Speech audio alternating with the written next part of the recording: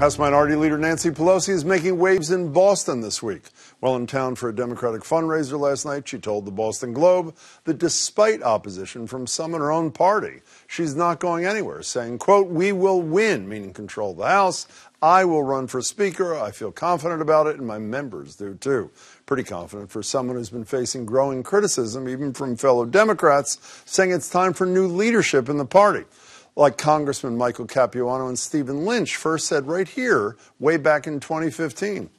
When you do something, no matter how good I may think it is, if it's not working, you should change what you're doing. And right now, we continue to do the same thing. Nancy Pelosi will not lead us back into the majority.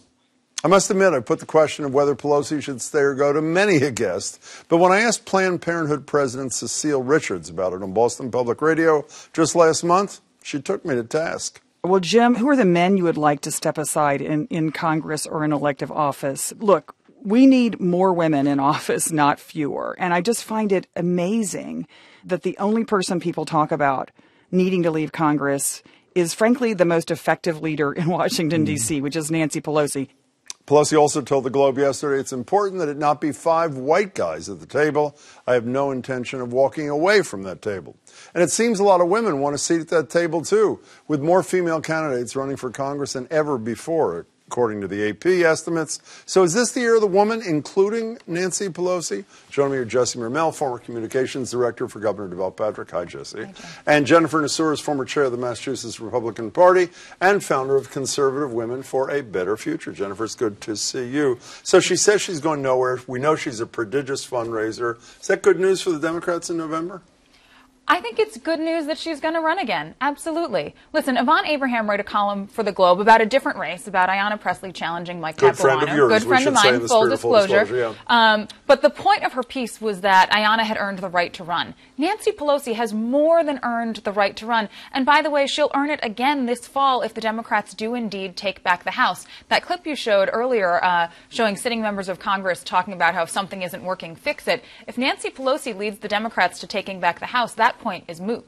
Am I a sexist dog? Because I think that when 70-somethings or the whole leadership of a party in Congress and the lead some 70-something happens to be a woman, that they should be cleaned out. Am I a sexist dog? Oh, why do you throw me a softball pitch like that and expect me to bite my tongue? No, listen, it is always fair to ask whether or not leaders who continue to lead are the right fit. That assessment should be ongoing regardless of the sector that you're talking about. But Nancy Pelosi gave an interview in 2014 when people asked a similar question, and she said, Mitch McConnell has lost the Senate 3 times in a row. Who is asking Mitch McConnell whether or not it's time for him to move on? I do think, I don't mean this about you, but I think generally speaking, there's an element of sexism when it comes to the conversation about whether or not Nancy Pelosi stays or goes. Let's ask her, should Mitch McConnell go? Yes, absolutely. Why? I would love to see why, because he's too old and he's been there too long. And honestly, his leadership isn't working, and he should move on. How big of a target is Nancy Pelosi? I just saw in something in USA Today, so far in this cycle, there have been 272 Democratic ads featuring her. 9,721 on the Republican side featuring her. What does that say to you? She's an amazing fundraising component for us. If we say her name, it's amazing how the dollars fly in. Because the last thing people want to see is Nancy Pelosi be back in power. Now, that's not because she's a woman. It's because she has seen her day come and go, and she now needs to move on, along with all the older people who have already been there. If you're talking about replacing her with someone young, look, I love Elise Stefanik. She is a 30-something-year-old member of Congress from upstate New York. If you said to me the Democratic version of her was going to be run for Speaker, by the way, that would insinuate that the Republicans are losing the House, which I am not saying that we're doing. But if that came to be, I would be totally in favor of that. I just don't think a 78-year-old should be there. Listen, I want to take one. Sorry, 2 points that I've made on this show before. Number one, any sitting speaker or majority leader is going to be used as an attack from the other side. And you say Nancy Pelosi is a great fundraiser for you. I know that she is. She's also one of the top fundraisers for Democrats, especially now that Barack Obama is out. She might be even the top fundraiser. So she's very much an asset for us. But she can be outside of being speaker. Can I bring you a poll from March 18th, the Wall Street Journal, NBC. Approval ratings, Trump 43%. Paul Ryan, now the outgoing Speaker, 24, Nancy Pelosi, 21. If Nancy Pelosi was a man who had done all of the fabulous things a leader without which there probably wouldn't be the Affordable Care Act, prodigious fundraiser, and her approval rate, his approval rating was at 21% in your party, the Democrats.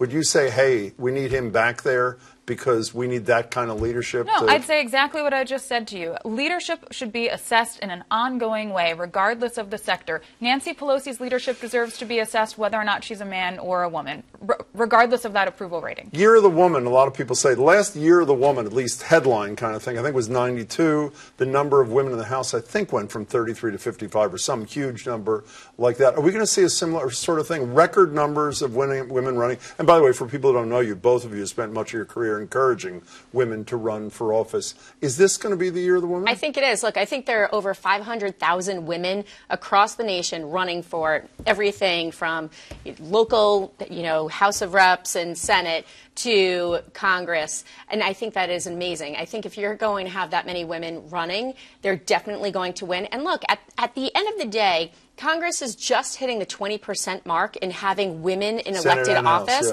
in the Senate and the House. In the meantime, women make up more than 51% of the population. I think it's time where we see some more equity as far as genders in the House. There are going to be a lot of races, I'm guessing, like your buddy, Ayanna Pressley, very popular Boston City Councilor, and a pretty popular incumbent Democrat, Mike Capuano. She's run against him in the primary.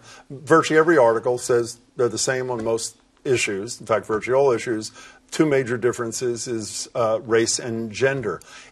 Is that enough to pick, take it away from your friend, because obviously I know you're very close. Right. Is that enough in another race where there's a woman who's as good on the issues as a male incumbent? Should she get the votes even though that male has delivered for the key constituencies for his party for years? I think in 2018 it might be. We're having such a moment right now, not just about gender, but also about race. And I think people are realizing just what Jennifer pointed out. Women, people of color, make up huge percentages of the population in Boston, across the country, and we are not represented accurately. And people are, time's up on that piece of it, too, not just on sexual harassment. Can we move to a man for the last couple minutes? Just recently, the Senate if we have to. Senate Ethics Committee on Ethics released its findings on Stan Rosenberg. And while they say the firewall that he promised between his husband, Brian Hefner, and the business Senate was ineffective, gave out his confidential computer password, et cetera, they conclude that while we do not establish a violation of any formal Senate rule, nonetheless demonstrate a significant failure of judgment and leadership by Rosenberg in his role as Senate President.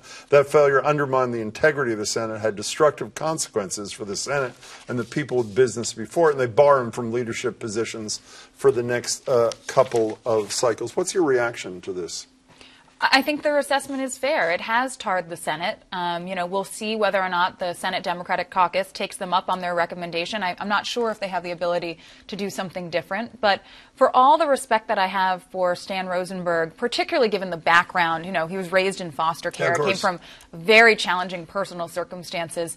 He screwed up here. He needed to be held to a higher level of accountability as a senator and as a Senate president. And allowing his husband this type of access and what appears to be the ability to manipulate some circumstances was inappropriate, and I think violated the Senate's trust of him and the public's trust of the body. Fellow Democrat Maura Healey has just said minutes ago he should step down immediately. Is she right?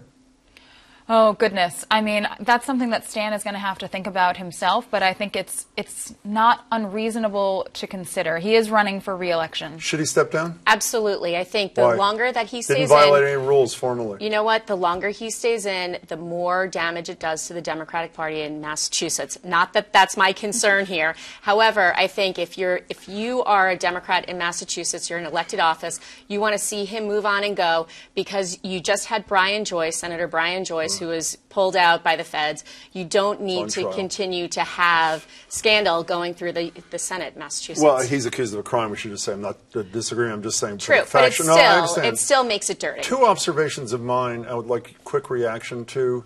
One, the most troubling part of this to me is if it weren't for the Boston Globe, it seems to me the Senate would not have had its ability to police itself despite racial, and which we hadn't heard before, racial and sexual allegations against Rosenberg. Does that concern you? Deeply, and I know I already name-dropped Devon Abraham, but she deserves all the credit in the world for really breaking the story about the State House environment when it comes to sexual politics. It's deeply concerning. We've both spent a lot of time in the State House. We both have stories, no doubt. And, you know, this, I think, has unveiled a level of really problematic behavior and thinking that we need to take seriously, and I'm not sure we've figured out how to turn around. One last thing. Steve Koczela from Massing tweeted a few minutes after this that coincidentally, and I say that in quotes, this report comes out a day after the deadline for challengers to file. Now, while he does have a challenger, it is not unreasonable to think that others, in light of this report, might have filed. Sure. You think that's a coincidence? It would be, you know, a political coincidence. Yes, I think that to keep people out of the race. Does that trouble you? Of course it does. Does that trouble you? It's not democratic. If it was orchestrated, it certainly troubles me, but I'm not willing to speculate on whether or not. The people who are behind this ethics investigation are highly, highly reputable lawyers and professionals, and I don't want to speculate as to whether or not they would do something like that. Jesse, good to see you. Thanks so much for your time. As always, Jennifer, great to see you. Thanks, both of you.